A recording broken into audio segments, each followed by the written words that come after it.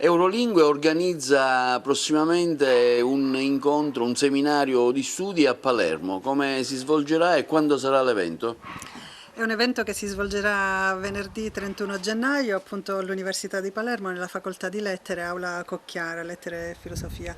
È un evento che mi rende particolarmente orgogliosa perché è da un po' di tempo che ci lavoriamo, io insieme alla professoressa Chiara Sciarrino dell'Università di Palermo, e il risultato devo dire che ci riempie di soddisfazione perché abbiamo messo insieme un bel carnet di insegnanti che vengono da diverse esperienze, quindi ci sono insegnanti, professori universitari, per esempio il professore Victor Pavon dell'Università di Cordova, Simon Brown di Cambridge Assessment English, la professoressa Chiara Sciarrino, appunto come detto prima, dell'Università di Palermo, e la professoressa Annalisa Bonomo dell'Unicore di Enna. In più ci sono insegnanti di scuola media, di scuola superiore che daranno il loro contributo, quindi è un evento lungo, interessante, articolato, che vede l'insegnamento della lingua sotto diversi punti di vista, dal punto di vista del CLIL di cui si parla tanto in questi ultimi anni, ma anche riguardo all'insegnamento della letteratura, gli esami Cambridge, quindi è veramente un'esperienza varia che ci auguriamo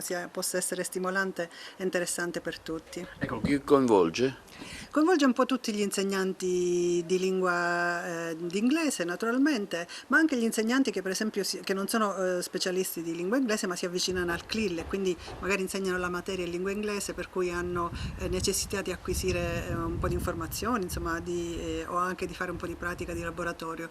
La prima parte del seminario la mattina sarà appunto più sotto forma di conferenza, mentre la seconda parte sarà dedicato a interventi più interattivi e quindi sotto forma proprio di workshop e di laboratori. 2020 programmi di Eurolingue quali saranno? Ne abbiamo tanti, intanto aprire una sede a Cammarata, questo sarà appunto, avverrà nelle prossime settimane, nel mese di febbraio. Cammarata è una città insomma, che ha molto fermento, molte richieste e quindi servirà anche ad aprire, a portare l'inglese e gli esami Cambridge nell'entroterra agrigentino e palermitano e quindi insomma è un'esperienza che sicuramente ci arricchirà ancora di più.